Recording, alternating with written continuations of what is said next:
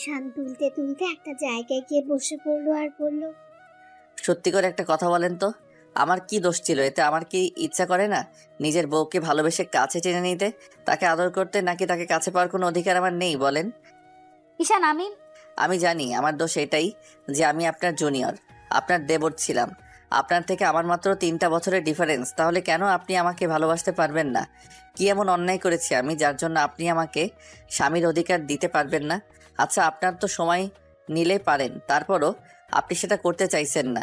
কি এমন সমস্যা আমার মধ্যে? আমি দেখতে খারাপ, বাজে ছেলে, যার জন্য আপনি আমাকে ভালোবাসতে পারবেন না? তাহলে বিয়ে করেছিলেন কেন? আমার কি কোনো ইচ্ছা স্বপ্ন থাকতে পারে না? 22টা বছর ধরে নিজের মধ্যে ভালোবাসাটাকে জমিয়ে রেখেছি। কখনো কাউকে ভালোবাসিনি, শুধু বউকে ভালোবাসবো বলে। আর এমন একজনকে বিয়ে করলাম যে কিনা কিছুদিন আগেও আমার ভাইয়ার বউ ছিল। আর ভাইয়া এরকম একটা পরিস্থিতিতে ফেলে তার বউকে আমাকে বিয়ে করতে বাধ্য করলো। এই দোষটা কি আমার বলেন? আমি তো পরিস্থিতিটাকে মেনে নিয়েছিলাম, ভাগ্যটাকে মেনে নিয়ে আপনার সাথে সবটা নতুন করে সাজানোর চেষ্টা করেছিলাম। আপনি কি করলেন? আমার সবটা ভেঙে দিলেন। আমি বাসর ঘরে আসতেই আপনি আমাকে এমন রিজেক্ট করলেন। আসলে ভালোবাসাটা আমার জন্য না। আমি যদি আর 10টা ছেলের মতো বকাটে হতাম তাহলে আপনি ঠিকই আমাকে ভালোবাসতেন। আমার মধ্যে না কোনো বাজে নেশা আছে, না কোনো মেয়ের সাথে আমি রিলেশনে আছি। আসলে কি বলেন তো, আমি না এখন আপনার থেকে কেন জানি দূরে থাকতে পারছি না। আর আপনি আমাকে এমন করে দূরে সরিয়ে দিচ্ছেন। প্লিজ ঈশান, এগুলো বলো না। আমি এগুলো শুনতে পারছি না। প্লিজ এইসব বলো না ঈশান। আজকে এগুলো আপনাকে শুনতেই হবে। আপনি যদি আমাকে বিয়েটা নাই করবেন, তাহলে কালকে রাতে আমাকে বলতে পারতেন। আমি বিয়েটা করতাম না। সেটা না করে ঢং দেখিয়ে বিয়েটা করলেন। কিন্তু এখন আমাকে মানতে পারছেন না, মানতে পারবেন না বলছেন। আমার কি কোনো ইচ্ছা স্বপ্ন নেই নাকি? আমার স্ত্রীর কাছ থেকে আমার কোনো চাহিদা থাকতে পারে না? ছি, তোমার চিন্তা ভাবনা এতটা বাজে। তুমি এসব চিন্তা আমাকে নিয়ে করতে পারো কি করে ঈশান? হ্যাঁ জানি আমি বাজে, আমি ফাজিল একটা ছেলে, ওই জন্য কেউ আমাকে কখনো ভালোবাসেনি। আমার চেহারাটা বাজে, ওই জন্য আপনি আমাকে ভালোবাসতে চাইছেন না তো। কিন্তু দেখবেন একটা সময় আপনি নিজে থেকে আমাকে ভালোবাসতে চাইবেন, তখন না অনেক বেশি দেরি হয়ে যাবে। হয়তো দূরে কোথাও হারিয়ে যাব, না হলে অন্য কারো মায়ায় পড়ে যাব। আমি আর এভাবে নিজেকে কষ্ট দিব না। অনেক নিজের ভালোবাসাটাকে নিজের মধ্যে জমিয়ে রেখেছি, তারপরও কারো মাঝে সেটা বিলিয়ে দেইনি, শুধু বউকে ভালোবাসবে বলে। আর আজকে বাসর ঘরে আসার পর আপনি এমন কিছু বললেন, এসব কথা শোনার পর মনে হচ্ছে বিয়েটা না করাটাই আমার জন্য শ্রেয় ছিল। ঈশানের এরকম দ্বারা কথা শুনে আদ্রিতা ফ্যাল ফ্যাল করে ওর মুখের দিকে তাকিয়ে রইল। আদ্রিতা বুঝতে পারছে ঈশান ওর কথাগুলো শোনার পর কতটা কষ্ট পেয়েছে, যার জন্য এসব কথা বারবার বলেই যাচ্ছে। ঈশান জানে আদ্রিতা এত সহজে ওকে কাছে আসতে দেবে না, না ওকে আদর করতে দেবে, যার জন্য ঈশানের প্রচন্ড পরিমাণে রাগও হচ্ছিল। তার উপর ঈশান এরকম একটা নেশার ওষুধ খেয়েছে, যার জন্য ওর ভেতর খুব উত্তেজনা কাজ করছে। ঈশান একটা নেশার দৃষ্টিতে আদ্রিতার দিকে তাকিয়ে আছে, আর যদি ওকে বারণ করে চলেছে। তাই ঈশান বেশ কিছুক্ষণ ওর দিকে তাকিয়ে রইল। তারপর একটা সময় ওরা অনেকটা কাছে চলে গেল। আদ্রিতা পেছাতে পেছাতে দেয়ালের সাথে ঠেকে গেল। ঈশান আদ্রিতাকে জোর করে কাছে টেনে নেয়। আদ্রিতা একদম ভয় পেয়ে চুপসে গেছে। ঈশান আলতো করে ওর ঠোঁটের উপর আঙ্গুল দিয়ে স্লাইড করে বলল, কোনো কথা নাই, আজকে রাতে শুধু আমি আর আপনি, আপনি আর আমি দুজন দুজনকে ভালোবাসবো।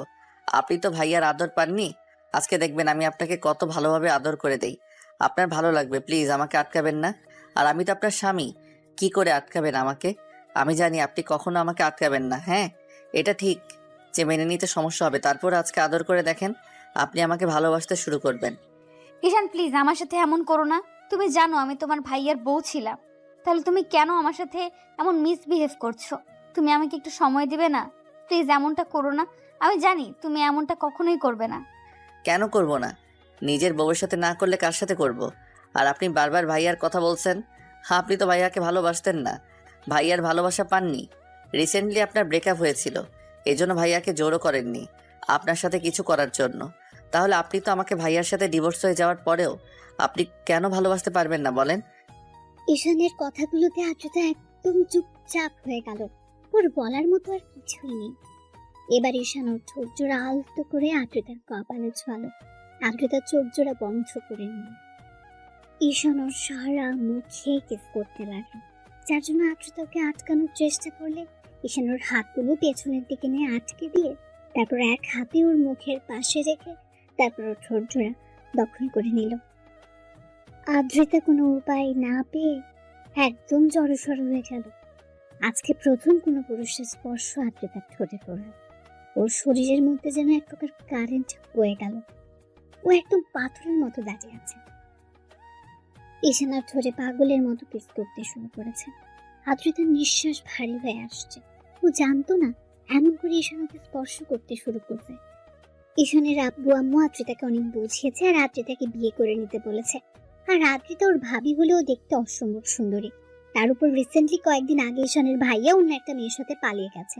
কারণ ঈশানের আব্বু যখন ভাইয়ের সম্পর্ক জানতে পারে ও অন্য কোথাও বিয়ে করেছে আর সেই মেয়েটা এখন প্রেগনেন্ট। মেয়েটা সুইসাইড করার চেষ্টা করেছে। তখন আব্বু ভাইয়াকে তেজ্য পুত্র করে দিতে চাইলে ভাইয়া ওই মেয়েটাকে নিয়ে দেশের বাইরে চলে যায়, যার জন্য ঈশান প্রচন্ড পরিমাণে রেগে যায়। ও এরকম একটা কার্যকাণ্ডে আর শেষ পর্যন্ত সম্মান বাঁচানোর দায়িত্ব পড়ে ঈশানের ঘাড়ে। আর আদ্রিতাকে ঈশানের বিয়ে করতে হয়। ঈশান আর আদ্রিতা দুজনেই বারণ করছিল। তারপর একটা সময় আব্বু অনেক রিকোয়েস্ট করতে আর ঈশানের বোনকে বোঝাতেই ঈশান ভাবে বিয়েটা করে নেবে আব্বুর সম্মান বাঁচাতে। আর রাতে যেন ওদের মাঝে কিছু একটা হয় তার জন্য ঈশানের ছোট বোন প্ল্যান করে ওকে একটা নেশার ওষুধ খাইয়ে দিয়েছিল, যেন আদ্রিতা ওকে ছেড়ে যেতে না পারে।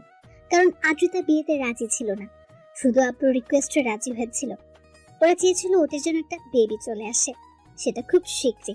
আদ্রিতা যেন ওদের ছেড়ে যেতে না পারে এজন্য আম্মু আর ঈশানের বোন ওকে দুধ খাওয়ানোর নামে দুধের সাথে মিশিয়ে একটা নেশার ওষুধ খাইয়ে দেয়। ওষুধটার কাজ শুরু করতে আরম্ভ করলে ঈশানের বোন ওকে বাসর ঘরে পাঠিয়ে দেয়। ঈশান বাসর ঘরে এসে দেখে আদ্রিতা বিছানার উপর গোমটা দিয়ে বসে আছে। তারপর যখন উঠে এসে ওকে সালাম করতে যায় তখন ঈশান ওকে উঠিয়ে নেয়। তারপর বুকের সাথে জুড়ে ধরতে আদ্রিতা ওকে ছেড়ে দিয়ে কিছুটা দূরে সরে গেল। তখন ঈশান আর আদ্রিতার মাঝে কি কথা হলো সেটা তো আপনারা জানতেই পারলেন। তো ঈশান আদ্রিতার ঠোঁট জোড়া ছেড়ে দিয়ে ওর সারা মুখে কিস করতে লাগলো। তখন আদ্রিতা ওকে সরানোর জন্য বলতে শুরু করলো, ঈশান প্লিজ আমাকে ছেড়ে দাও। তুমি আমার সাথে এমনটা করতে পারো না। অন্তত তুমি তো আমাকে কয়েকটা দিন সময় দিবে, আমাকে একটু মানসিকভাবে প্রস্তুতি নেওয়ার জন্য। তুমি সেটা না করে এরকম করতেছো। প্লিজ আমাকে ছেড়ে দাও। মানসিকভাবে তৈরি হওয়ার জন্য অনেক সময় পাবেন। আজকে আমার আদর করতে ইচ্ছা করছে আপনাকে। আপনাকে কেউ আদর করেনি। আমি আমার ভার্জিন বউটাকে আজকে অনেক আদর করব, পরিপূর্ণতায় ভরিয়ে দেব। প্লিজ আমাকে বাধা দিয়েন না, তাহলে কিন্তু আপনারই কষ্ট হবে।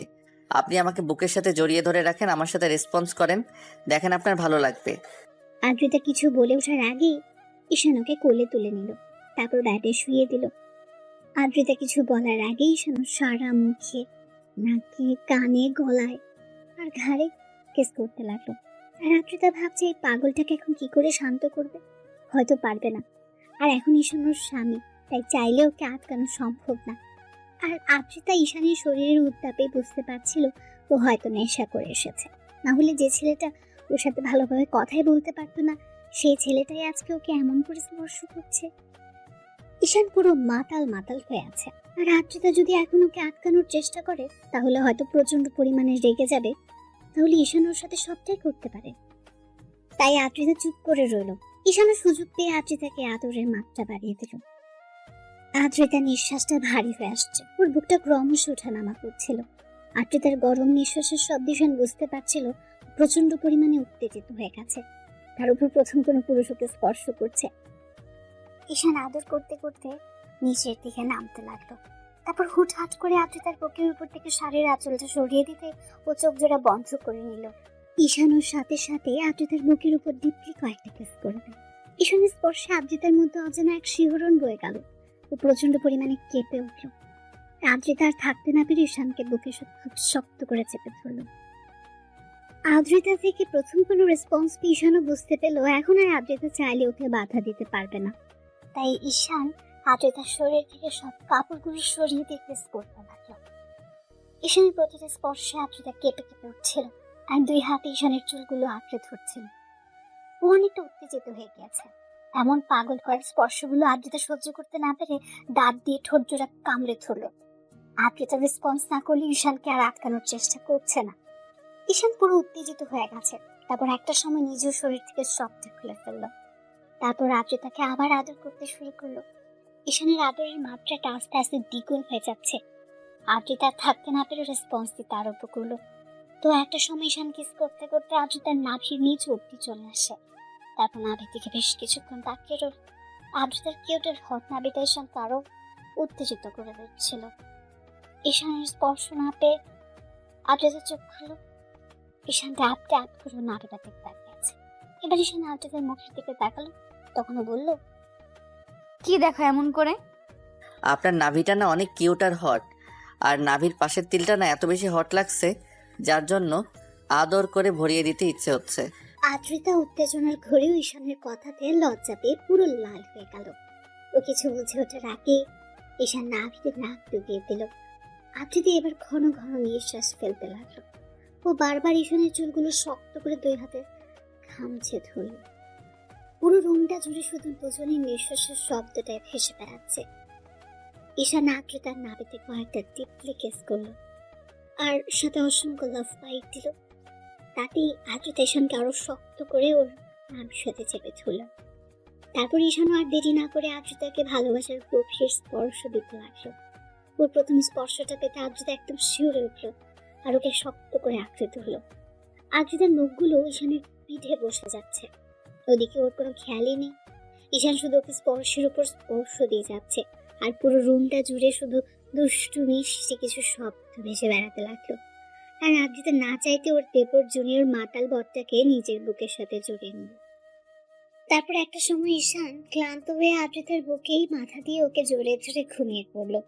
আদ্রিতা কেমন যেন ওর মুখের দিকে তাকিয়ে রইল। তারপর দুজনের উন্মুক্ত শরীরের দিকে তাকিয়ে কোনো রকম একটা চাদর টেনে দিয়ে ঈশানকে ওইভাবে জড়িয়ে ধরে রেখে ওর চুলের মধ্যে এক হাত দিয়ে খেলা করতে লাগলো, আর চোখের জল ফেলতে লাগলো। আদ্রিতা ভাবতেও পারেনি আজকে ও লাইফে এমন কিছু ঘটে যাবে। ভেবেছিল ঈশান হয়তো ওর কথাটা মানবে, কিন্তু ঈশান নেশা করে এসেছে, সেটা ও জানতো না। আর তারপর ওর সাথে এমন কিছু করবে সেটা ধারণারও বাইরে ছিল। আদ্রিতা সারাটা রাত আর ঈশানকে সরানোর চেষ্টা করছিল না। ওর মনে শুধু একটু আগে ঈশানের বলা কথাগুলো মনে পড়ছিল। ভাবছিল, ঈশান তো ঠিকই বলেছে, ও তো এখন আমার স্বামী। আমি চাই বা না চাই ওকে আমার মেনে নিতেই হবে।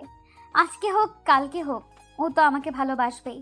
তাছাড়া ও আমার থেকে ওর এইটুকু ডিজার্ভ থাকতেই পারে, এটা সাধারণ বিষয়। তাহলে আমি কেন ওকে এরকম রিয়্যাক্ট করছি? এই জন্যই কি ওকে মেনে নিতে পারছি না? কারণ ও আমার দেবর ছিল, আমার বরের ছোট ভাই ছিল। কিন্তু এখন তো ওই মানুষটার সাথে আমার কোনো সম্পর্ক নেই। যে আমাকে ঠকিয়েছে তার জন্য আমি অন্যের ভালোবাসাটা কেন নষ্ট করব? যে আমাকে কষ্ট দিয়েছে তার দেওয়া কষ্টটা আমি আরেকজনকে কেন দিব? হ্যাঁ, ওকে হয়তো মেনে নিতে কষ্ট হবে, কিন্তু আজকে ও যেটা জোরপূর্বক করেছে, এটা না করলে বুঝতেই পারতাম না স্বামী স্ত্রীর মাঝে এত ভালো মুহূর্ত থাকতেই পারে। তাছাড়া একটা স্বামী তার বউকে এরকম করে ভালোবাসতে পারে। আর যখন আমার কাছে আসলো তখন এত বেশি অস্বস্তি লাগছিল, তাহলে এখন এরকমটা হচ্ছে কেন? ও আমার বুকে শুয়ে আছে, তারপরও তো আমি ওকে সরিয়ে দিচ্ছি না। তাহলে কি আমি ওকে ভালোবাসতে পারবো? আচ্ছা, যখন আমাকে আদর করছিল তখন তো আমি ওকে সরিয়ে দিতে পারলাম না।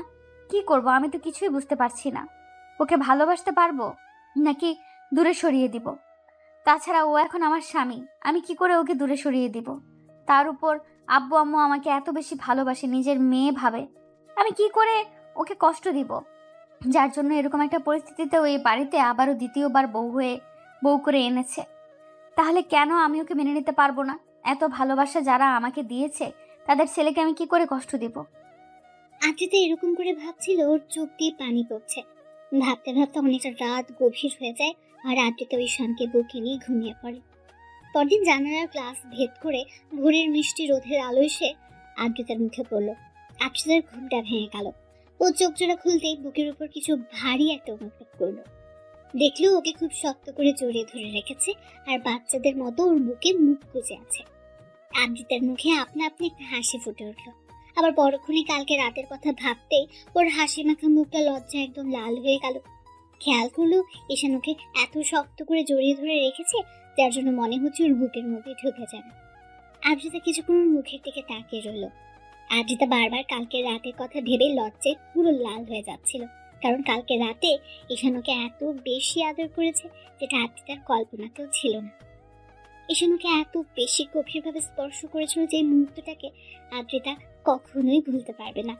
আদ্রিতা খেয়াল করলো ঈশানের পুরো মুখে আর সারা শরীরে স্টিকের অসংখ্য ছাপ, যেটা দেখে ওর বুঝতে বাকি রইলো না কালকে রাতে কি একটা কাজ করে ফেলেছে। সাথে সাথে ওর মুখটা লজ্জায় লাল হয়ে যাচ্ছে। এবার আদ্রিতা নিজে নিজেই বলতে আরম্ভ করলো, ইস, এগুলো কখন করলাম? এগুলো যদি এই পিচ্চিটা দেখে তাহলে তো পুরো লজ্জায় ফেলে দিবে।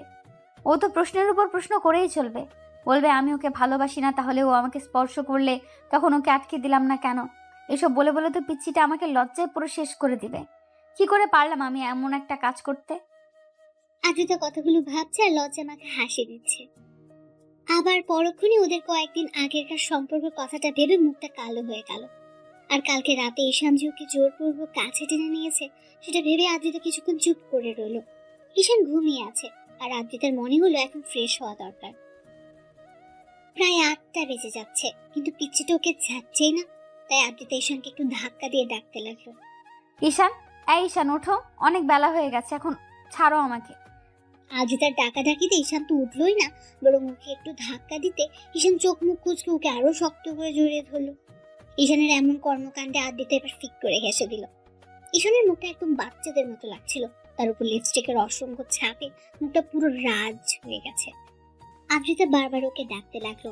তখন ঈশান বলতে আরম্ভ করলো, আম্মু যাও তো, আমাকে একটু ঘুমাতে দাও না, আমার অনেক ভালো লাগছে এভাবে ঘুমাতে। এই ফাজিল, আমি তোমার আম্মু না, তোমার ভাবি। ছাড়ো আমাকে, তুমি ঘুমাও, আমাকে তো অন্তত যেতে দাও। ঈশান আর কোনো কথা বললো না, তাই আদ্রিতা ওকে জোর করে ছাড়িয়ে নিল। তখন ঈশান কিছু একটা খুঁজতে লাগলো। আদ্রিতা কোলবালিশটাকে এগিয়ে দিলে ঈশান কোলবালিশটা জড়িয়ে ধরলো। আদ্রিতা বিছানা ছাড়তে বুঝতে পারলো শরীরে কিছু নেই, তাই কোনোরকম একটা চাদর পেঁচিয়ে তারপর ওয়াশরুমে চলে গেল। আদ্রিতা ওয়াশরুমে গিয়ে কিছুক্ষণ বেসিনের সামনে দাঁড়িয়ে নিজেকে দেখতে লাগলো। আদ্রিতা খেয়াল করলো ওর ঘাড়ে আর গলায় অসংখ্য কামড়ের টান, যার জন্য প্রচন্ড লজ্জা লাগছিল। আবার যখনই মনে হচ্ছিল কামড়গুলোর জুনিয়র বরটা দিয়েছে, 2 দিন আগেও যে ওকে ভাবি বলে ডেকেছে, আর কালকে রাতে সে জুনিয়র দেবতে ওকে এত বেশি ভালোবেসেছে। ঈশান আদ্রিতার পূর্বের সম্পর্কের কথাটা মনে হতেই ওর মুখটা কালো হয়ে গেল। আদ্রিতা একটা দোটানার মধ্যে আছে। একবার মনে হচ্ছিল ঈশানকে মেনে নিতে পারবে, আবার পরক্ষণে মনে হয়েছিল হয়তো মানতে পারবে না। আদ্রিতা শাওয়ার নিচ্ছে আর ভাবছে, আচ্ছা ঈশান, এখন থেকে রোজ এমন করে আদর দিবে, নাকি কালকে নেশার ঘরে আসছিল বলে এরকম একটা কাজ করেছো? আদ্রিতা কথাগুলো ভেবে পুরো পাগল হয়ে যাচ্ছে। শাওয়ার নেওয়া শেষ করে বেরিয়ে আসলো। ঈশান এখনো ঘুমাচ্ছে। আদ্রিতা প্রথমবারের মতো একটা শাড়ি পরে রেডি হয়ে নিল। তারপর নিচে আসতে দেখলো আম্মু আর কাজের লোকটা রান্না করছে। তখন আম্মুর পাশে দাঁড়াতে আম্মু ওর দিকে তাকিয়ে একটু মুচকি এসে বলতে লাগলো, কি হলো মামনি, এত সকালে তুমি রান্নাঘরে আসলে যে? আমি রোজই তো আসি, তাহলে আজকে আর নতুন কি হলো? কিন্তু আজকে এইসব জিজ্ঞেস করছো যে? জিজ্ঞেস করবো না, কালকেই তোমাদের বিয়েটা হলো আর তুমি আজকেই রান্নাঘরে চলে আসছো? আম্মুর কথাতে আদ্রিতার মুখটা কালো হয়ে গেল। মনে পড়ে গেল ঈশানের ভাইয়ের বউ হয়ে প্রথম যেদিন এই বাড়িতে এসেছিল, পরদিন সকালে আজকের মতো রান্না করে আসছিল। আম্মুকে বকা দিয়েছিল। কথাগুলো মনে পড়তে আদ্রিতার মুখটা কালো হয়ে গেল। আম্মু বিষয়টা বুঝতে পেরে আর কিছু বলল না। আদ্রিতা বলতে লাগলো, আমি প্রথম দিন তো এইভাবে রান্নাঘরে এসেছিলাম, তাহলে আজকে আবার নতুন কি হলো? তাছাড়া এমন না যে আমি এই বাসায় নতুন বউ হয়ে আসছি, তাই রান্নাঘরে আসতে পারবো না। মামনি, সেটা ঠিক আছে, কিন্তু কালকেই তো তোমাদের বিয়ে হলো, তুমি এমন করে বলছো কেন? দেখো মামনি, যেভাবেই তোমাদের বিয়েটা হোক, তারপরও সবে মাত্র বিয়েটা হলো, তাই তুমি আমাদের বাড়ির আবারও সেই নতুন বউ, তাই এইরকম ভাবার কোনো কারণই নেই। তুমি রুমে যাও, ঈশানকে ডেকে ওঠাও। ও কি ঘুমাচ্ছে নাকি? উঠেছে? আদ্রিতার বারবার মনে হচ্ছে ঠিক এই কথাগুলো আম্মু প্রথমবার ওর বিয়ের পর বলেছিল, আর আজকেও এমনটা বলেছে। আদ্রিতা বেশ কিছুক্ষণ চুপচাপ থেকে রুমে চলে গেল। ঈশান এখনো ঘুমাচ্ছে। আদ্রিতা ওকে আর ডিস্টার্ব করলো না, গিয়ে সোফায় বসলো আর ঈশানের মুখের দিকে তাকিয়ে রইল। ঈশান বারবার বালিশের এপাশ ওপাশ করছে। ওর শরীরে কালকে রাতের আদ্রিতার দেওয়া লিপস্টিকের ছাপগুলো এখন স্পষ্ট, যার জন্য আদ্রিতাকে বারবার লজ্জা করতে হচ্ছে। আদ্রিতা একদিনে ওর জুনিয়র বটের মুখের দিকে এতক্ষণ তাকিয়েছিল তার ঠিক নেই। তারপর হুঁশ ফিরতেই বুঝতে পারলো 9টা বেজে গেছে। বুঝতেই পারেনি কখন কতটা সময় পার হয়ে গেছে। এরই মাঝে আম্মুর ডাক পড়লো, ওদের নিজে যেতে বলছে। আদ্রিতা তাড়াহুড়ো করে সে ঈশানের পাশে বসে ওকে ডাকতে লাগলো, এই ঈশান, ঈশান ওঠো, দেখো কত বেলা হয়ে গেছে। এত বেলা অবধি শুয়ে থাকলে সবাই কি ভাববে বলো? ঈশানের ঘুমটা যেন ভাঙছেই না, তাই আদ্রিতা ওকে একটু জোরে সোরে ধাক্কা দিল। ঈশান তাড়াহুড়ো করে উঠে বসলো। খেয়াল করলো আদ্রিতা ড্যাব ড্যাব করে ওর দিকে তাকিয়ে আছে। ঈশান কিছু বুঝে ওঠার আগে আদ্রিতা বলতে লাগলো,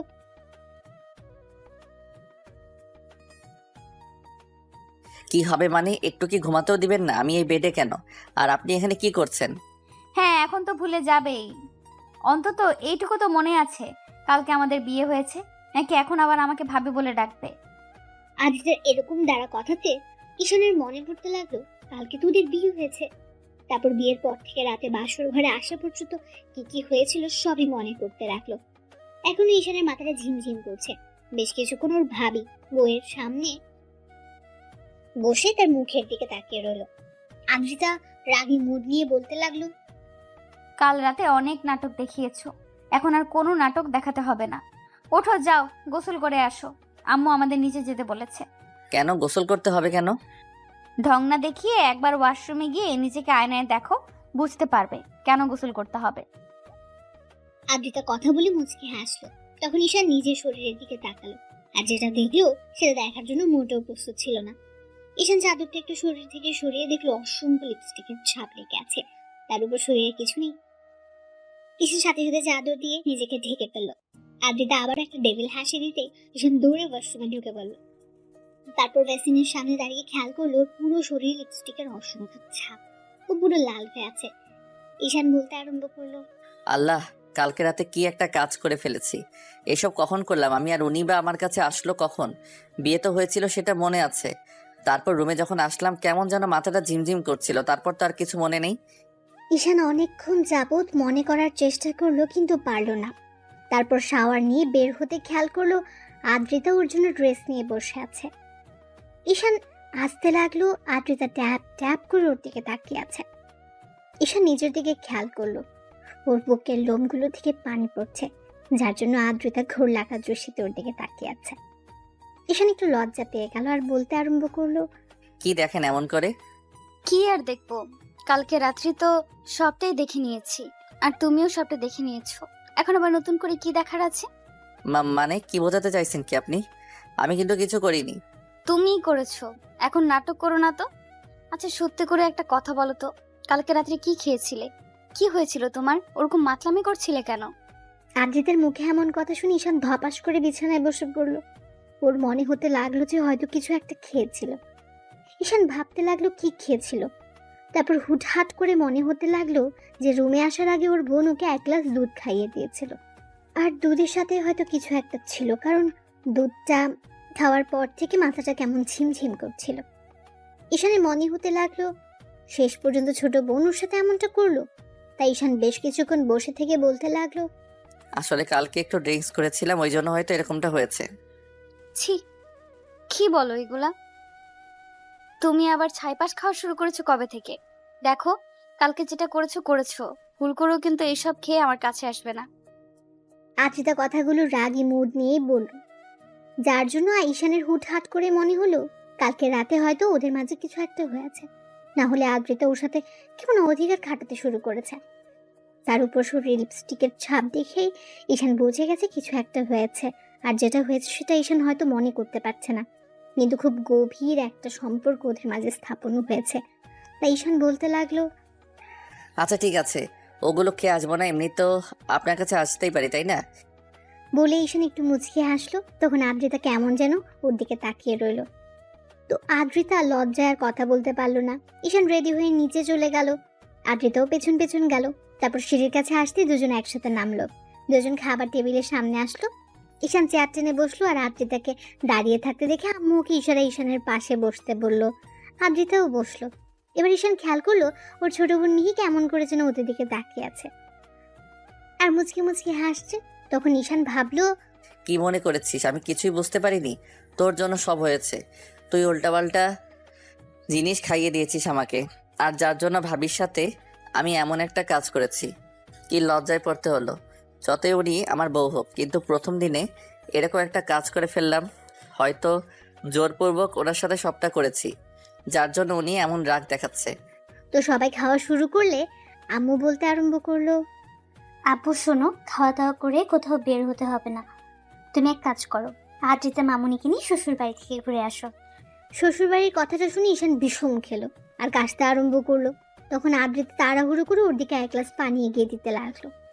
আর মিহি বলতে লাগলো, দেখেছো আম্মু, এখনই কত ভালোবাসা এতদিন পরেই আছে। ভাইয়া শ্বশুর বাড়ির কথা শুনে তুই বিষম খেলি কেন? এত অবাক হওয়ার কি আছে?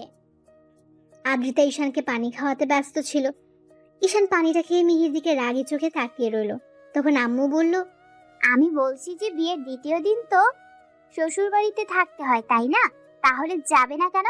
ভাবি, তুমি একটু ভাইয়াকে বলো না। আদ্রিতা মামনি কি বলবে এটা তো স্বাভাবিক বিষয়। বিয়েটা যেভাবেই হোক এখন তো ওইটাই ঈশানের শ্বশুর বাড়ি, তাহলে যাবে না কেন? অবশ্যই যাবে। ওগো, তুমি বলো না কেন? তোমার ছেলে কিন্তু আমার কথা শুনবে না। যাবে না মানে 100 বার যাবে।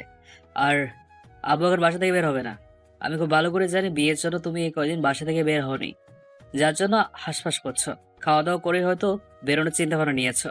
কোথাও বেরোতে হবে না। কয়েকদিন আদ্রিতা মামুনিকে সময় দাও, ওদের বাসা থেকে ঘুরে আসো, তারপর অফিসের কাজটা দেখতে শুরু করবে। আব্বু অফিসের কাজ, তাও আবার আমি না করলে হয় না? এখনো তো পড়ালেখাটাই শেষ করতে পারলাম না। দেখো আব্বু, পড়ালেখা শেষ করতে পারোনি তাতে কি? এখন তো তোমাকে এসব দায়িত্ব নিতেই হবে। তুমি ছাড়া আর কে আছে বলো দায়িত্ব নেওয়ার মতো? নিহি সবেমাত্র কলেজে পা রাখলো, ওকে কি দায়িত্ব দেবো? আর একটা মেয়ে হয়ে এত দায়িত্ব কি করে নেবে?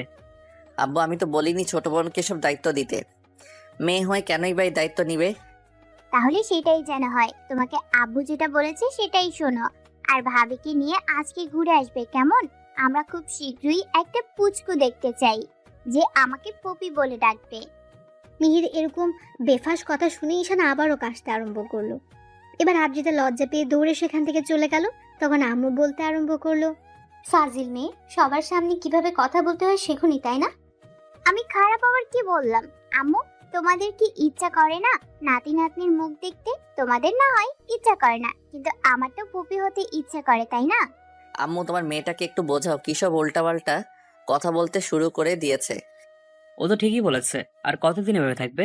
বড়টাকে বিয়ে দিলাম, সে যা করলো সেসব এরপর তো তোর প্রতি কোনো থেকে মনে উঠে গেছে আমার। শোনো, বড় ভাইয়ের সাথে আর কোনো যোগাযোগ রাখবে না। আর যদি শুনি ভুলে ওর সাথে কোনো কথা বলেছো, তাহলে তোমার কপালেও খুব দুঃখ আছে বলে রাখলাম। ঈশান আব্বুর এমন কথাতে ভাবলো, ওই হারামজাদা যেটা করেছে সেটার পর আর ওকে কখনোই কি আমি ফোন দিব? ভেবেছো ওর জন্য আমাকে বিয়েটা করতে হয়েছে? আর কালকে এই পিচ্চি শয়তানটা আমাকে উল্টাপাল্টা কিছু একটা খাইয়ে দিছে। ভাবির সাথে কি যে করেছে উনি ভালো জানে।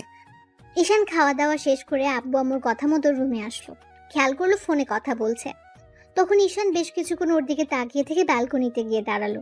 মনে হতে লাগলো ওর আব্বু আম্মুর সাথে কথা বলছে। তো ঘন্টাখানেক পর ঈশান রুমে আসতে দেখলো আদ্রিতা কি যেন একটা ভাবছে।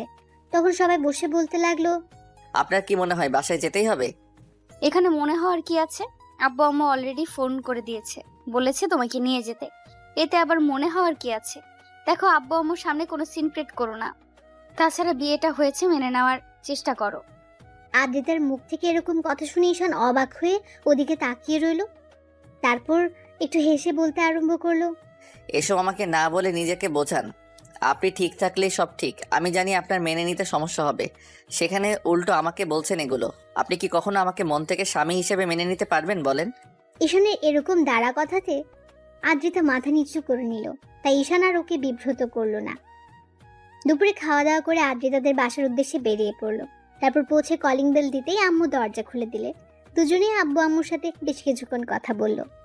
আদ্রিতার আম্মু ওকে বলল ঈশানকে রুমে নিয়ে যেতে। দুজনে রুমে আসলো আর ঈশান বিছানায় ধপাস করে শুয়ে পড়লো। আর আদ্রিতা বলতে লাগলো, কি হলো, শুয়ে পড়লে যে? শরীর খারাপ লাগছে তোমার? বাব্বা, পরের জন্য এত মন কাঁদে, ভাবতেই পারছি না কেউ আমার জন্য এতটা কেয়ারিং হতে পারে, এতটা বেশি টেনশন করে। সবসময় এরকম ভাবে কথা না বললে হয় না? বিয়ের আগেও এরকম ভাবে কথা বলেছো, আর এখনো বলছো।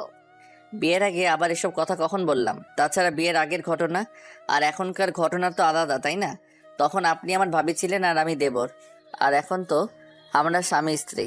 তাহলে এগুলো বলা না বলার মধ্যে তো অনেক তফাৎ ছিল, তাই না? বিয়ে বিয়ে করছো, বিয়েটা তুমি মানো না, আমি মানি, তাহলে কেন এসব কথা বলছো? হ্যাঁ, আদ্রিতা রাগের মাথায় কথাটা বলে ফেললো আর মুখ ফসকে বেফাস অবস্থাতেই কথাটা বলে ফেললো, যার জন্য নিমেষের মাঝে ঈশানের মুখটা কালো হয়ে গেল। ঈশান ভাবছিল কালকে রাতে যেটা হয়েছে এরপর হয়তো আজকেও কি এসব কথা বলা তো দূরে থাক, কখনো ইগনোর করতে পারবে না। এখন ঈশান না চাইলেও আদ্রিতা মনে প্রাণে চাইবে ও যেন আদ্রিতার কাছে আসে, ও কেমন করে ভালোবাসে। কিন্তু আদ্রিতার এরকম একটা কথা শোনার পর ঈশান ওর মুখের দিকে তাকিয়ে রইলো আর বলতে লাগলো, হ্যাঁ ঠিকই বলেছেন, আমি চাইলেও তো আর হবে না, আপনাকে তো আমাকে মন থেকে মানতে হবে। জানি না মানতে পারবেন কিনা। আদ্রিতার দেওয়ার মতো উত্তর নেই, তাই চুপ করে ওর মুখের দিকে কিছুক্ষণ তাকিয়ে রইল। ঈশান বাকিটা বিকেল ব্যালকনিতে দাঁড়িয়ে ফোন চালিয়ে কাটিয়ে দিল। সন্ধ্যা হতে আদ্রিতার আব্বু বাসায় আসতেই ঈশান গিয়ে ওনার সাথে কিছুক্ষণ কথা বলল। ওরা ঈশানকে অনেকক্ষণ যাবৎ বোঝালো আর বলল আদ্রিতা একটু রাগী, তাই ওকে মেনে নিতে সময় লাগবে। রাতে খাওয়া দাওয়া শেষ করে আবার কিছুক্ষণ আড্ডা দিয়ে ঈশান রুমে আসলো। তারপর খেয়াল করলো আদ্রিতা রুমে এসে শুয়ে আছে। ঈশান বেশ কিছুক্ষণ চুপ করে থেকে তারপর বিছানার একপাশে শুতেই আদ্রিতা উল্টো পাশ ফিরে শুলো। আর আদ্রিতা ভাবতে লাগলো ঈশান এরকম কেন করছে। তারপর কিছুক্ষণ যেতে ঈশান নিজে নিজেই বলতে লাগলো, আপনি ওই দিক ফিরে শুয়ে আছেন কেন? আমার দিকে কি একটু তাকাতে পারেন না, নাকি খুব বেশি লজ্জা পাচ্ছেন আপনি? কেন তোমাকে দেখে লজ্জা পেতে হবে কেন? তুমি কি বাঘ নাকি ভাল্লুক যে লজ্জা পেতে হবে? না, লজ্জা না পেলে তো এভাবে উল্টো দিকে ঘুরে থাকতেন না, তাই মনে হচ্ছে আপনি হয়তো লজ্জা পাচ্ছেন। আচ্ছা সত্যি করে একটা কথা বলেন তো, আপনি ওই দিকে ঘুরে আছেন কেন? আর এখন তো আমি আপনার স্বামী, আপনি আমার কাছে আসতেই পারেন, আর আমি তো আপনাকে কাছে পেতেই পারি, তাই না? ঈশানের এরকম দ্বারা কথাতে আদ্রিতা কিছুক্ষণ চুপ করে রইল। একটা সময় ঈশান একটু এগিয়ে যেতেই আদ্রিতা চোখ বড় বড় করে ওর দিকে তাকালো। তখন ঈশান ওকে আলতো করে জড়িয়ে ধরতে আদ্রিতা কেমন যেন নিজেকে ছাড়িয়ে নেওয়ার চেষ্টা করলো। তখন ঈশান বলতে লাগলো, কি হলো, নিজেকে ছাড়িয়ে নিলেন যে? এখন তো আমার অধিকার আছে, যেখানে আমি লজ্জা পাচ্ছি না আপনার থেকে জুনিয়র হয়ে, সেখানে আপনি কেন আমার থেকে দূরে সরে যাচ্ছেন? জানি না, তবে আমার কাছে এগুলো অস্বস্তি লাগছে। আমি এগুলো নিতে পারছি না, জাস্ট অস্বস্তি লাগছে। তারপরেও তুমি কেন এরকম করছো? আদ্রিতার প্রত্যেকটা কথাতে ঈশান প্রচন্ড পরিমাণে কষ্ট পায়। ও একটু আগাগোড়া ইমোশনাল, তাই কিছুক্ষণ চুপ করে থেকে একটু হাসার চেষ্টা করে বলল, কি বলছেন এগুলো? এখন তো আমি আপনার স্বামী, এখন আপনার অস্বস্তি লাগলেও সবটা সহ্য করে নিতে হবে। এমন না যে ভাইয়ার সাথে আপনার সব হয়েছে যার জন্য আপনি আমার কাছে আসতে পারবেন না, আপনার অস্বস্তি ফিল হবে। ভাইয়ার সাথে আপনার নামে মাত্র বিয়ে হয়েছিল, তাহলে সেই সম্পর্কটা ভুলে যেতে পারবেন না কেন? এমন না যে আপনার অন্য কারোর সাথে রিলেশন আছে যার জন্য আপনি এরকম করে আমাকে সবসময় দূরে রাখবেন। কি সমস্যা কি আপনার? ঈশানের এরকম কথাতে আদ্রিতা ঠাস করে ওর গালে একটা থাপ্পড় বসিয়ে দিল। সাথে সাথে ঈশান উঠে বসলো আর কিছুক্ষণ ওর দিকে তাকিয়ে থেকে আবার স্বাভাবিক হওয়ার চেষ্টা করে বলল, স্বামীর গায়ে হাত তুললেন শেষ পর্যন্ত? হ্যাঁ হয়তো আপনার থেকে জুনিয়র, কিন্তু স্ত্রীর কাছে স্বামী কখনো জুনিয়র হয় না। তাহলে আপনি আমাকে হাত তুলেন কোন অপরাধে? তোমার সাহস কি করে হয় এসব বাজে বাজে কথা বলার? তোমার কি মনে হয় আমি আর 10টা মেয়ের মতো বাজে যে বিয়ের পরও অন্য কারোর সাথে সম্পর্ক রাখবো? ছি, তোমার চিন্তা ভাবনা যে এতটা নীচ, কালকে রাতেই সেটা আমি বসে বুঝতে পেরেছিলাম। কালকে হয়তো নেশার ঘরে এসব করেছো, কিন্তু আজকে যে সজ্ঞানে এগুলো করবে সেটা আমি ভাবতেও পারিনি। আপনি ভুল বুঝছেন কেন? আমি তো আপনার স্বামী, এসব কথা আমাদের মাঝে হতেই পারে, তাহলে আপনি এটা কেন মেনে নিতে পারছেন না? আচ্ছা সত্যি করে একটা কথা বলেন তো, আপনি কি বিয়েটা মন থেকে মানতে পারেননি, নাকি আমি আপনার থেকে জুনিয়র বলে আপনি এখন আমাকে মেনে নিতে চাইছেন না? বলেন। ঈশানের কথাতে আদ্রিতার মনে পড়ে গেল কালকে রাতে তো ঈশান এসব কথা বলেছিল। তার উপর কালকে নিজে থেকে ঈশানকে আটকানোর চেষ্টা না করলেও নিজে অনিচ্ছা সত্ত্বেও ওকে নিজের সাথে জড়িয়ে নিয়েছিল। সারা রাত ওকে বুকের সাথে জড়িয়ে নিয়ে ঘুমিয়েছে। তাহলে আজকে একটা দিন যেতে না যেতে ঈশানের সাথে এরকম ব্যবহার করছে। আদ্রিতা ভাবছে ঈশান কি করে এসব বাজে চিন্তা করছে। আদ্রিতা চুপ করে আছে। ঈশান প্রচন্ড পরিমাণে খারাপ লাগলো। ও উঠে গিয়ে ব্যালকনিতে দাঁড়ালো আর চোখ জোড়া বন্ধ করতেই দোফাটা অশ্রু গড়িয়ে পড়ল। আদ্রিতার মনে হতে লাগলো, না না, এসব আমি কি করছি?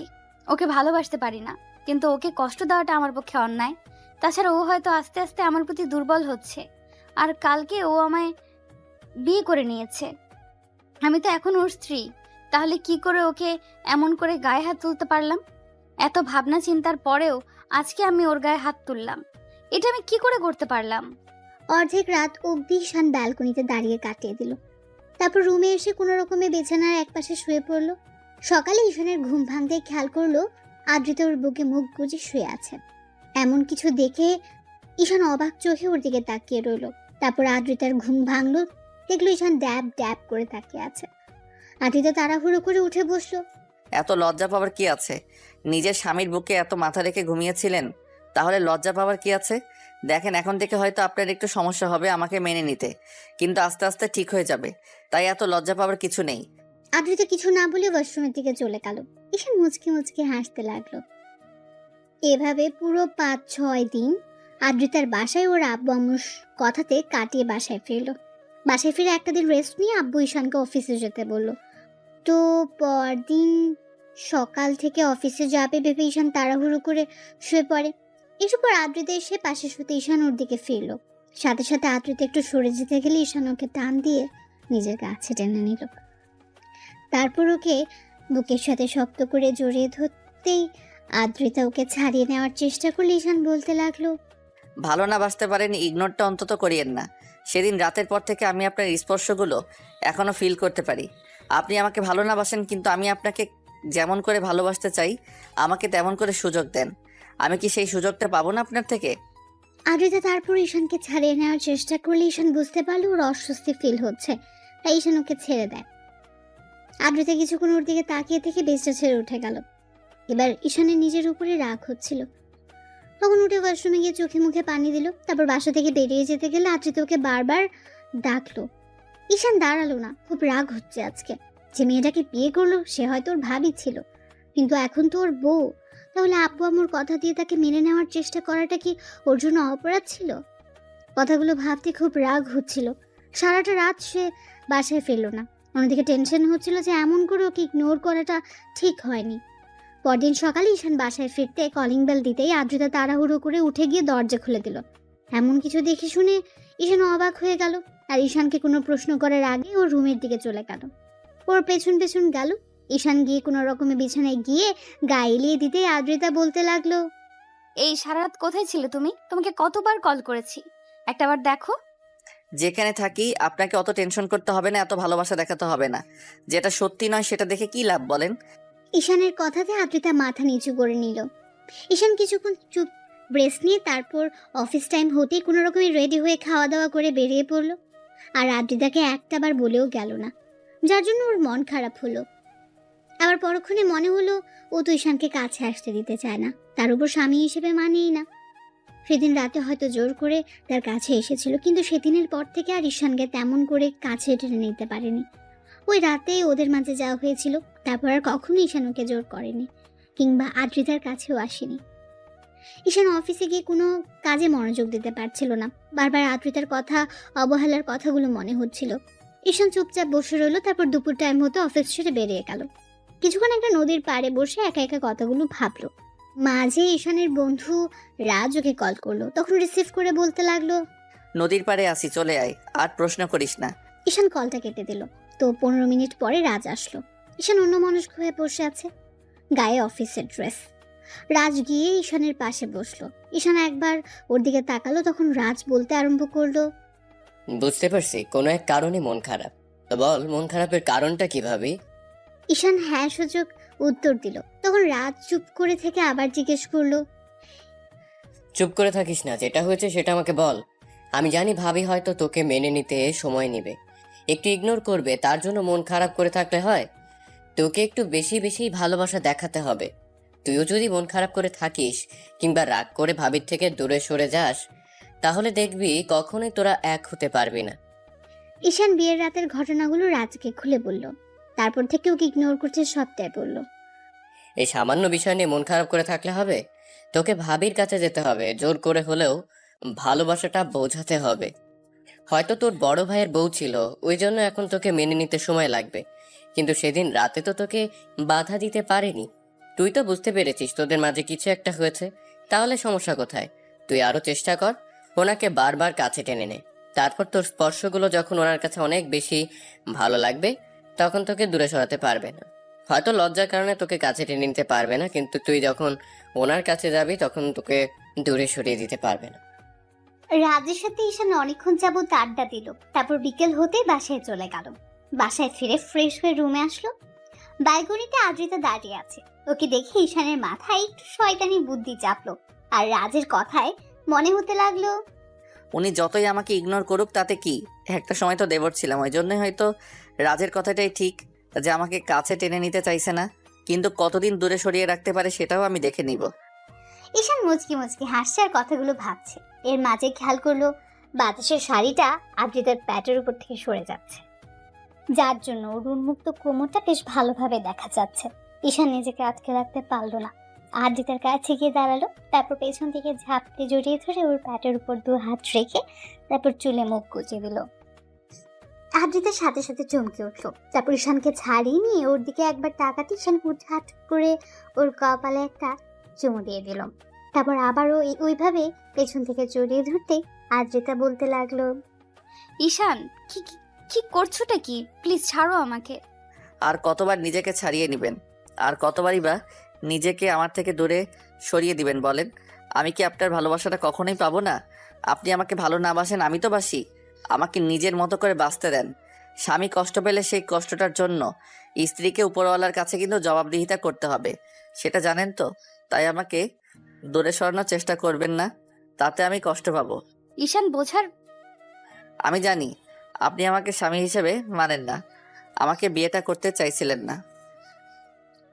আমি তো আপনাকে এখন ভালোবেসে ফেলেছি। বিয়ের প্রথম দিন রাতে আমি ওরকম উল্টাপাল্টা জিনিস খেয়ে এসে আপনাকে যেমন করে স্পর্শ করছি, সে কথাগুলো তো আমি ভুলে যেতে পারছি না।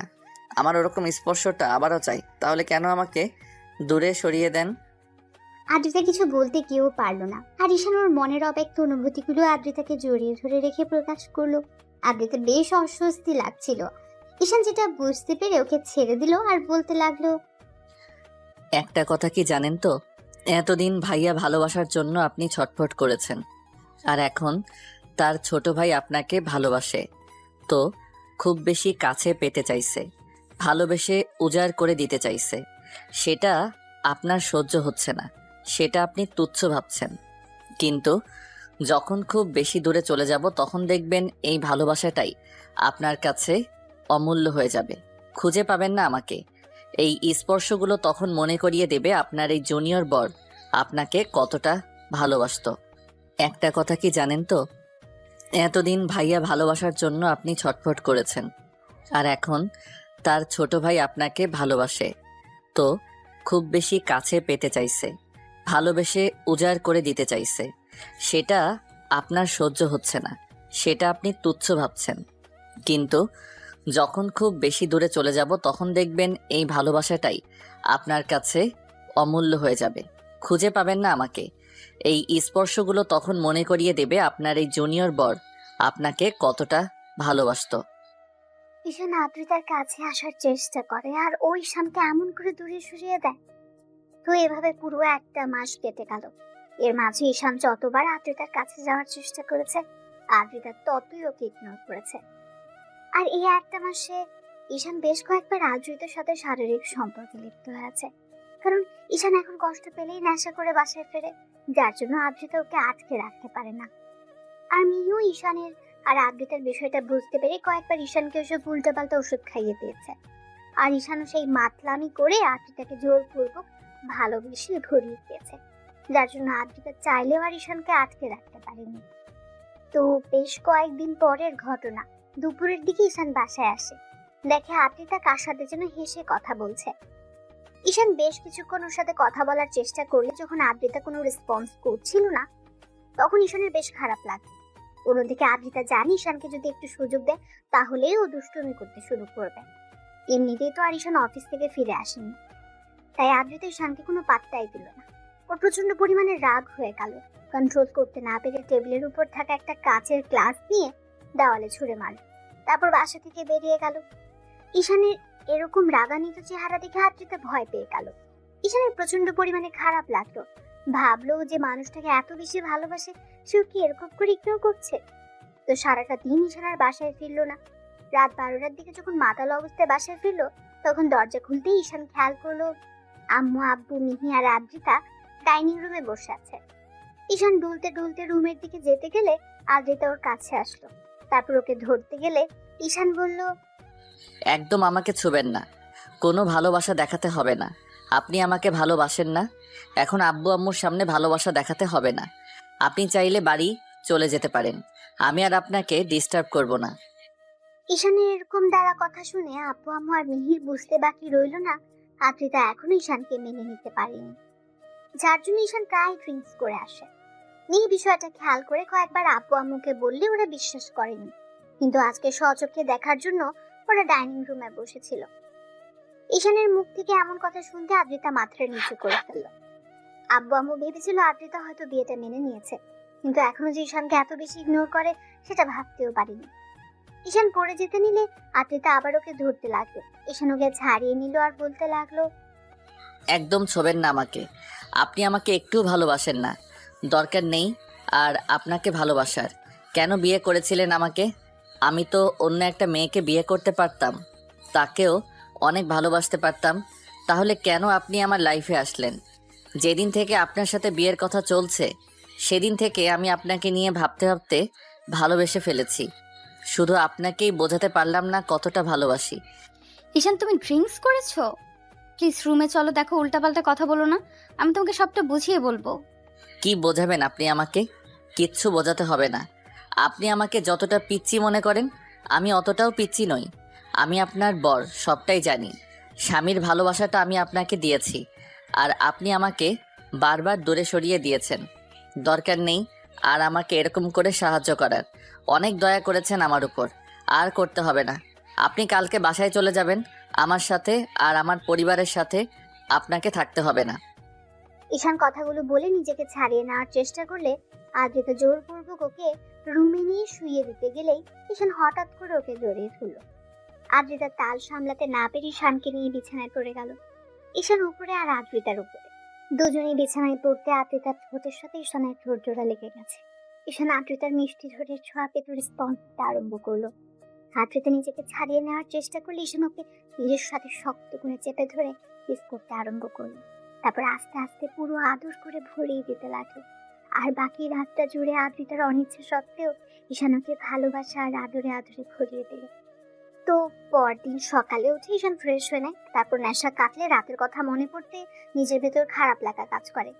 যে মেয়েটাকে ভালোবাসতে পারবে না তার সাথেও জোর করে এসব করে ফেলে বারবার। ঈশানের ইচ্ছে হয় না আদ্রিতার ইচ্ছের বিরুদ্ধে গিয়ে এসব করতে, কিন্তু আবার কখনো খুব বেশি রাগ হলে আদ্রিতাকে জোর করে কাছে টেনে নেয়। কারণ ঈশানের বন্ধুরা ওকে তেমনটাই বলে, যার জন্য ঈশান আর থাকতে পারে না। তার উপর জবে থেকেও আদ্রিতাকে স্পর্শ করেছে, তবে থেকে ঈশান ওকে কাছে পাওয়ার জন্য পাগল হয়ে উঠেছে। তো আদ্রিতা মুখ ভার করে রুমে বসে আছে, তখন ঈশান এসে ওর পাশে বসলো। তখন আদ্রিতা একবার ওর দিকে তাকালে ঈশান বলতে লাগলো, কালকে রাতের জন্য সরি। আর শুধু কালকে রাত নয়, আপনার লাইফটাকে এভাবে নষ্ট করে দেওয়ার জন্য আমি সরি। হয়তো সরি বলাটা এসবের জন্য অনেক কম। আসলে আমি বুঝতে পারিনি আপনি এতগুলো দিনেও আমাকে মেনে নিতে পারবেন না, হয়তো আর কখনো মানতে পারবেন না। আচ্ছা, আপনি একটা কাজ করতে পারেন, বাসায় চলে যেতে পারেন। এখানে থাকলে তো আমি আপনাকে প্রতিনিয়ত টর্চার করব। এখন সজ্ঞানে বলছি, আপনি বাসায় চলে যান। আর আমি কখন আপনার সাথে কি করে ফেলি তার ঠিক নেই। আর যেটা হয়েছে তার জন্য আমি আপনার কাছে মাফ চাইছি। প্লিজ আপনি এগুলো মনে রাখবেন না। ঈশান কথাগুলো বলে বাসা থেকে বেরিয়ে গেল। আব্বু আম্মু মিহি নিচে বসেছিল। ঈশানকে বেরিয়ে যেতে দেখে মিহি বারবার ওকে ডাকলো, তারপরও ঈশান শুনলো না। তো পুরোটা দিন ঈশান বাইরে কাটিয়ে বাসায় আসলো। তারপর আসতে দেখলো আদ্রিতা বাসাতে নেই, যার জন্য ঈশান একবার আব্বু আম্মুকে জিজ্ঞেস করতে গিয়েও জিজ্ঞেস করলো না। তারপর খাবার টেবিলে গিয়ে বসতেই আম্মু কিছুক্ষণ ওর মুখের দিকে তাকিয়ে রইলো। আজকে ঈশান সন্ধ্যার দিকে বাসায় ফিরে আসছে। সবাই ওর দিকে তাকিয়ে আছে দেখে বলতে লাগলো, এমন করে তাকিয়ে থাকার কি আছে? আমি কোনো এলিয়েন নাকি যার জন্য তোমরা এমন করে তাকিয়ে আছো? তো এভাবে 4-5টা দিন কেটে গেল। ঈশান এই কয়েকটা দিন আর আদ্রিতাকে কলও করলো না, আর ওকে আনতেও গেল না। অন্যদিকে আদ্রিতা এখন মন খারাপ করে বসে থাকে। আদ্রিতা কয়েকটা দিন ধরে ভেবেছে ঈশানকে কেন মানতে পারছে না, ও পুরো একটা দোটানার মধ্যে আছে। তো এভাবে আরো কয়েকটা দিন কেটে যেতে ঈশান সিদ্ধান্ত নিল ব্যবসার কাজে বাইরে চলে যাবে। কয়েকটা দিন বাইরে থেকে ঘুরে আসলে হয়তো আদ্রিতার মায়াটা কাটাতে পারবে, কারণ ওকে যতবার স্পর্শ করেছে সেই স্পর্শগুলো ঈশানের মনে গেঁথে গেছে। তাই ঈশানের বেহায়া মনটা বারবার আদ্রিতার কাছে ছুটে যেতে চায়, কিন্তু তারপরও নিজেকে আটকে রাখে। খুব বেশি কষ্ট হয় যাকে ভালোবাসে তাকে ছেড়ে দূরে থাকতে, কারণ মানুষটা বড্ড বেশি ভালোবেসে ফেলেছে। ওদের মাঝে আগে কি সম্পর্ক ছিল, বিয়ের আগে ওরা কি কাকে কেমন ভাবে দেখেছে সেটা নিয়ে ঈশান ভাবে না। ঈশান আদ্রিতাকে ভালোবাসে, সেটা ওর কাছে শেষ কথা। যেভাবে সেই কাজ। ঈশান মনে এক প্রকার আকাশ সমান কষ্ট নিয়ে 2 দিন পরে ব্যাংককের উদ্দেশ্যে রওনা দেয়। তারপর সেখানে প্রায় একটা মাস ব্যবসার বাহানা দিয়ে পড়ে রইল। এর মাঝে আদ্রিতার সাথে ঈশানের কোনো কথা হয়নি, না ঈশান ওর সাথে কথা বলার কোনো চেষ্টা করেছে। অবশ্য কয়েকবার বাসা থেকে জিজ্ঞেস করেছে আদ্রিতার সাথে কথা হয়েছে কিনা। ঈশান অতবার বিষয়টা এড়িয়ে গেছে। ঈশান এখন আর চায় না যে মেয়েটা ওকে ইগনোর করে, ওকে বোঝার চেষ্টাও করে না, তাকে নিয়ে অন্তত আর ভাবতে। দিনে কাজে ব্যস্ত থাকায় হয়তো আদ্রিতার কথাগুলো মনে পড়ে না, কিন্তু প্রত্যেক রাতে ওর মনে পড়ে যায় সেদিন রাতেও ঈশান আদ্রিতাকে স্পর্শ করেছিল। কথাগুলো ভাবলেই বুকের ভেতরটা দুমড়ে মুচড়ে যায়। এভাবে পুরো 1.5 মাস ঈশান ব্যাংককে কাটিয়ে তারপর সব কাজ শেষ করে বাসায় ফেরল। আর ওদের বিয়ে হয়েছে প্রায় 3টে মাস কেটে গেছে। তো সেদিনের পর থেকে আদ্রিতা ঈশানের সাথে কোনো যোগাযোগ করার চেষ্টাও করেনি, আর খোঁজ খবর সেটা তো দূরে থাক। ঈশান মাঝের মধ্যে খেয়াল করেছে আদ্রিতা অনলাইনে অ্যাক্টিভ আছে, তারপরও আর ওকে কোনো মেসেজ করেনি। অন্যদিকে আদ্রিতা ঈশানকে নিয়ে ভাবে না, সেটা ঈশান খুব ভালো করে বুঝে গেছে।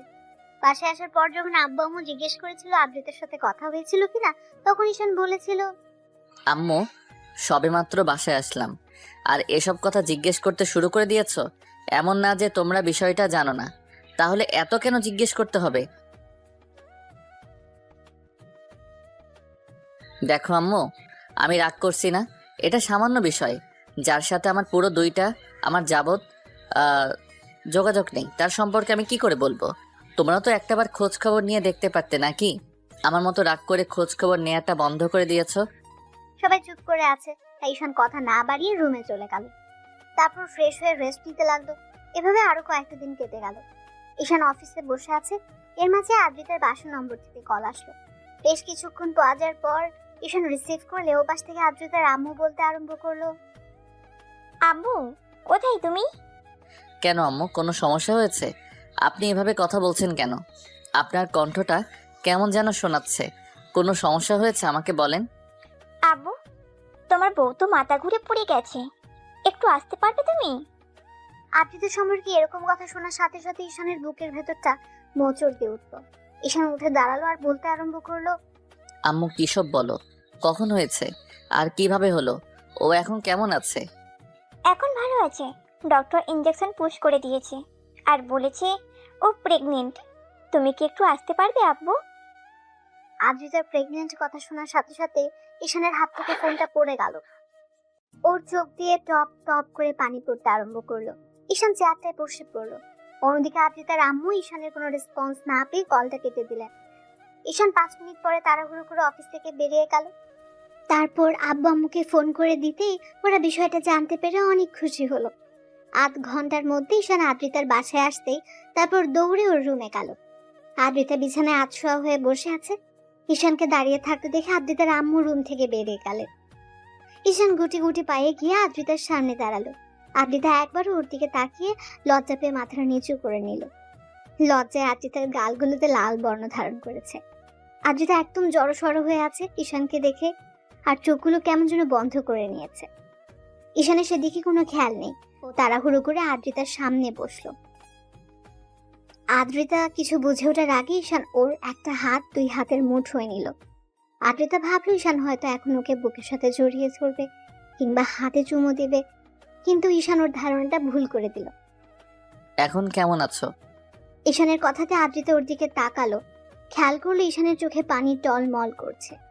লজ্জায় আদ্রিতা মাথা নেড়ে হ্যাঁ সূচক উত্তর দিতে ঈশান আবার বলতে লাগলো, জানি আমার সাথে কথা বলার কোনো ইচ্ছা আপনার নেই, কিন্তু দেখো আমি তো কোনো অন্যায় করিনি। তোমাকে ভালোবেসেছি, আর এই বেবিটা তো তোমার আমার দুজনেরই, তাই না? আমি বুঝতে পারছি না কি বলবো। এই সিচুয়েশনে আমার না খুব কষ্ট হচ্ছে, আর প্রচণ্ড পরিমাণে ভয়ও লাগছে।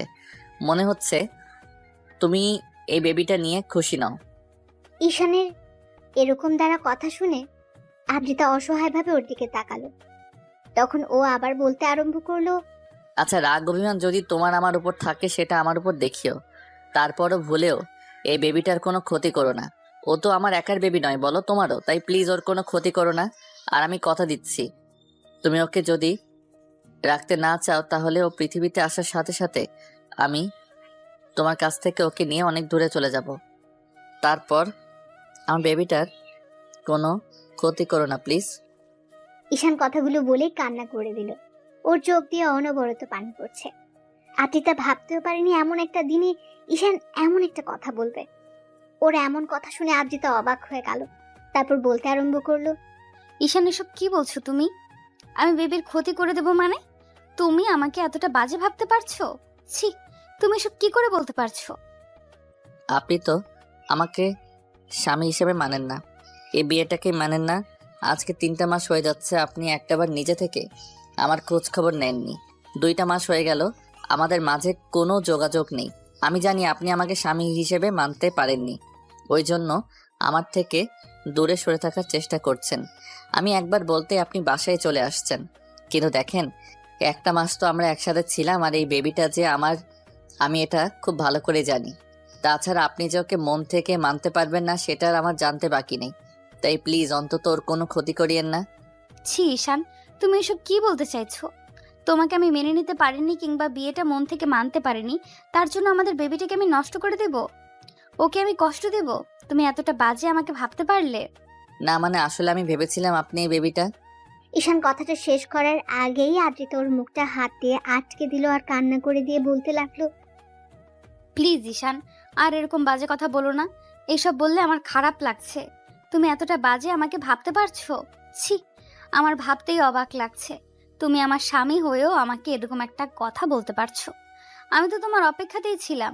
ভেবেছিলাম তুমি এসে আমাকে এখান থেকে নিয়ে যাবে। আমি যোগাযোগ করতে পারছিলাম না, রাগ করে ফোনটা ভেঙে দিয়েছিলাম।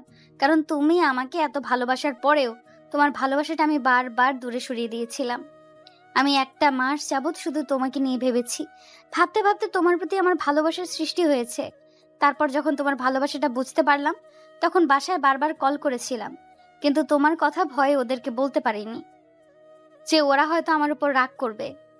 এমনিতেই সবটা জানার পর ওরা আমার সাথে কথা বলতো না। একটাবার কেউ আমাকে নিতে আসেনি। হ্যাঁ, এটা আমার দোষ। তাই বলে এরকম না যে আমি তোমাকে মানতে পারিনি বলে আমার বেবিটাকেও মানতে পারবো না। আমার স্বামীর ভালোবাসা ছাড়া কতটা কষ্টে 1টা মাস পার করেছি। যখন তুমি আমাকে স্পর্শ দিয়েছো, হয়তো মন থেকে মানতে পারিনি, কিন্তু শেষ 1টা মাসে আমি বুঝতে পেরেছি তোমার ভালোবাসাটা আমার লাইফে কতটা প্রয়োজন। তার মানে আপনি? ঈশান কথাটা বলে শেষ করতে পারলো না। তার আগে আদ্রিতা ঈশানকে ঝাপটে জড়িয়ে ধরে কান্না করে দিল আর বলতে লাগলো, হ্যাঁ, আমি আমার সেই জুনিয়র মাতাল দেবর বরটাকেই ভালোবেসে ফেলেছি। আর এত ভালোবাসি যার জন্য তার অস্তিত্বটা আমার মাঝে একটু একটু করে বেড়ে উঠছে। আমি কি করে তাকে কষ্ট দেব বলো? তুমি প্লিজ আর কখনো এসব কথা বলো না জান। এর মাঝে আব্বু আম্মু দরজায় এসে দাঁড়ালেন। ঈশান একবার দরজার দিকে তাকিয়ে থাকে, বুকের সাথে খুব শক্ত করে জড়িয়ে নিল। ভাবলো এখনো রাগ অভিমান করে থেকেই বা কি লাভ? তাছাড়া যখন বুঝতে পেরেছে তাহলে ওকে কষ্ট দিয়ে বা কি লাভ? তার উপর যদি এখন এসব কিছু বলে তাহলে আব্বু আম্মু এই নিয়ে কথা বাড়াবে। তাই ঈশান ওকে জড়িয়ে ধরে বলতে লাগলো, সরি পাগলি বউ, ভুল করেছি তোমাকে কষ্ট দিয়ে। এসব আর কখনো বলবো না। ভয় পেয়ে গেছিলাম, ভেবেছিলাম তুমি সবসময় আমার সাথে যেভাবে মিসবিহেভ করবে আমাকে দূরে সরিয়ে দিবে, কিন্তু ভাবতে পারিনি যে আমার দূরে সরে যাওয়াতে তুমি আমাকে এত বেশি ভালোবাসতে পারবে, আর ফিরে এসে আমি আমার অস্তিত্বটা তোমার মাঝে খুঁজে পাবো। ঈশান কথাটা বলে শেষ করতে পারলো না। তার আগে আদ্রিতা ওকে ছেড়ে ওর মুখের 2 পাশে 2 হাত রেখে ওর সারা মুখে কিস করতে লাগলো। আব্বু আম্মু ওদের দিকে তাকিয়ে ওকে দেখে মুচকি মুচকি হাসছে। তখন ঈশান বলতে আরম্ভ করলো, এই পাগলি কি হচ্ছে এগুলো? দেখো আব্বু আম্মু, বোন, তোমার আব্বু আম্মু পর্যন্ত তাকিয়ে আছে, ছাড়ো এখন।